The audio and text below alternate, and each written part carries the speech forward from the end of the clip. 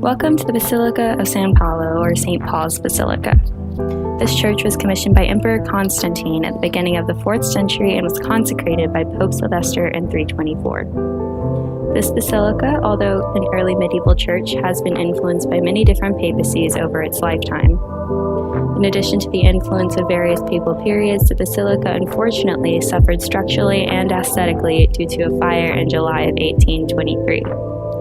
Although the majority of the church has now been reconstructed to encompass the basilica before its destruction, the surviving canopy as well as the apse mosaic give the visitor a glimpse of the original medieval structure. As you approach the canopy and the altar, notice a large column to the right carved intricately with marble reliefs. This is the Paschal Candlestick.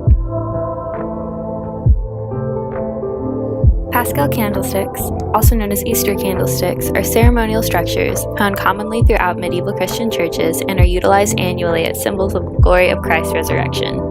The ceremonious lighting of the candle occurs every Easter Eve and is meticulously performed before the faithful. The ritual began by extinguishing all previously lit candles within the church, followed by the procession bearing incense and a taper light for the newly lit flame.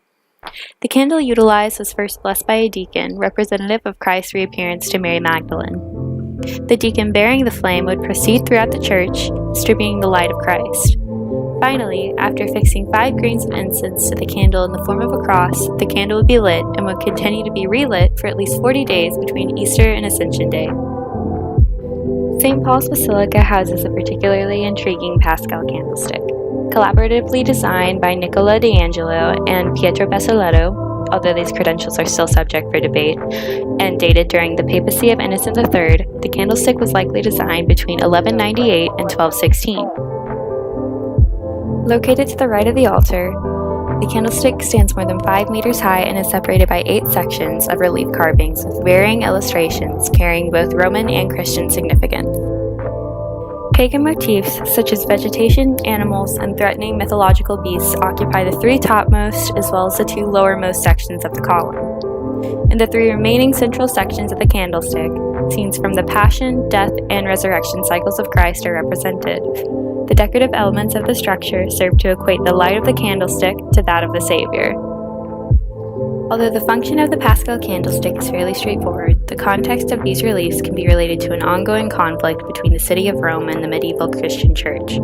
Historically, until around 312 when Constantine came to power and began the Christianization of Rome, the city had been dominantly pagan. As Christianity took hold in Rome, the city underwent something of an identity crisis. Glorified as the center of the civilized world, Romans had made many accomplishments as a pagan society that set the city far ahead of its time. Although the newly Christian city desired to associate itself with this success, the church could not clearly define the political, technological, and economic accomplishments of Rome from that of a city with strong pagan roots. Consequently, a trend, particularly in medieval Christian art and architecture, was developed to resolve this circumstance. The merging of both Christian and pagan motifs can be seen throughout Rome, and the Paschal candlestick at San Paolo is no exception. The fantastical beasts pictured at the bottom of the column are copied from ancient monuments, carved with lions, rams, and sphinxes, along with lavishly dressed women, all of which can be related to pagan demigods. The vines and foliage used on the candlestick are also symbols from antiquity. Even the life, death, and resurrection reliefs have pagan influence, deriving directly from ancient sarcophagi that are still commonly seen throughout the city, especially at the time of the creation of the column. These elements, although used in a Christian setting, give the viewer a glimpse into the pretext to the medieval artwork that they see before them, as well as the great city that they stand in, a city built layer upon layer by various civilizations, reinventing Rome as their own and leaving behind multiple legacies that contribute to the rich history and culture of this metropolis.